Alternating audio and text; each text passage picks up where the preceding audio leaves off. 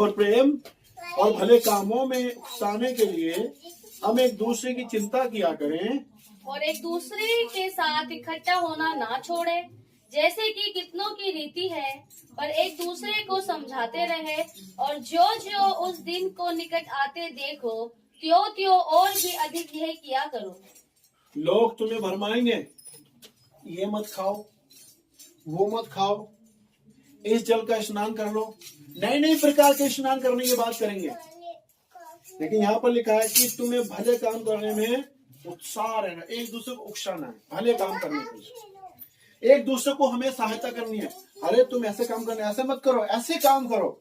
एक दूसरे को अच्छे काम करने के लिए हमें उकसाना है, उत्साहित करना है, बुराई काम करने के लिए नहीं।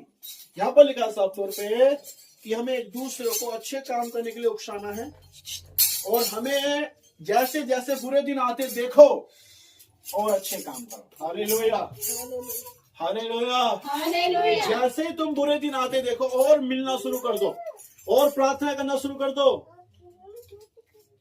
और तुम बाइबल पढ़ना शुरू कर दो, एक साथ संगति करना शुरू कर दो, क्योंकि उस बुरे दिन में तुम्हारी संगति तुम्हें बचाएगी। और हमें याद रखना है कि हमें भलाई के लिए अपने जीवन को जीना है, दूसरों को उत्साहित करना भलाई के काम करने के लिए। लोग आज बुरे काम करने के लिए उत्साहित करते हैं, लेकिन एक मसीह लोग हैं जो अच्छे काम करने के लिए एक दूसरे को उत्साहित करते हैं। लोगों में लड़ाई झगड़े के लिए करते, तुम वहां आग लगाई हो, तुम वहां ऐसे फैलाई हो, पत्थर फेंक दो, या गोबर फेंक दो, या फिर इनके ऊपर घास फेंक दो, ऐसे गलत काम करने के लिए उकसाते हैं। एक दूसरे को अच्छे काम करने के लिए हमें उकसाना है, उत्साहित करना है, बुराई काम करने के लिए नहीं।